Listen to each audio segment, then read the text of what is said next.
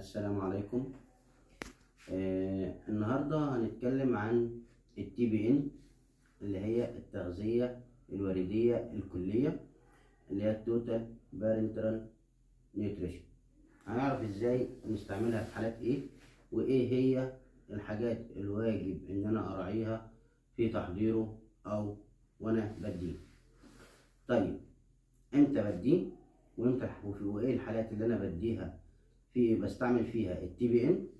حالات الانسداد المعوي والمشاكل في القناة الهضمية اللي هي الانوركسيا، والحالات اللي هي المال ابزوربيشن اللي هي عسر الهضم ولكن لفترات طويلة، وحالات البنكرياتيتس والكولون كانسر، وكمان بدها في حالات الهيباتيك فيلير والبرن وحالات السيفير دايريا، وبرضو في حالات الانفلاماتوري باول ديزيز اللي هي التهابات في الامعاء.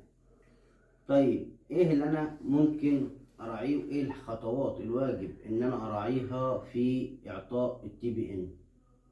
لازم الكميه اللي انا اديها تكون كميه بتكفي جرعه 24 ساعه، وده بنستعمل فيها غالبا انفيوجن بامب.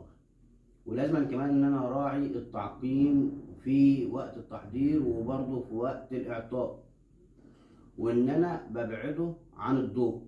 التي بي ان لازم ان انا ابعده عن الضوء، ولازم ان انا الكميه بتاعتي ما تزيدش عن 24 ساعه، وزي ما قلنا بنغطي المحلول التي بي ان.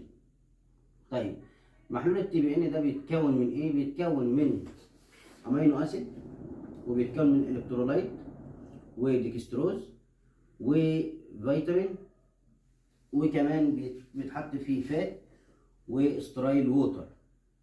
ولازم ان انا اقرا التعليمات اللي موجوده على الكيس.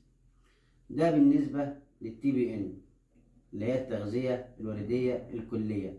دي معلومات بسيطه عنها، ومع التجربه ومع الاستعمال هنعرف عنها اكتر، وبعد كده هنتكلم في الفيديوهات الجايه عن كل انواع التغذيه الورديه وكل انواع المحاليل الورديه بانواعها.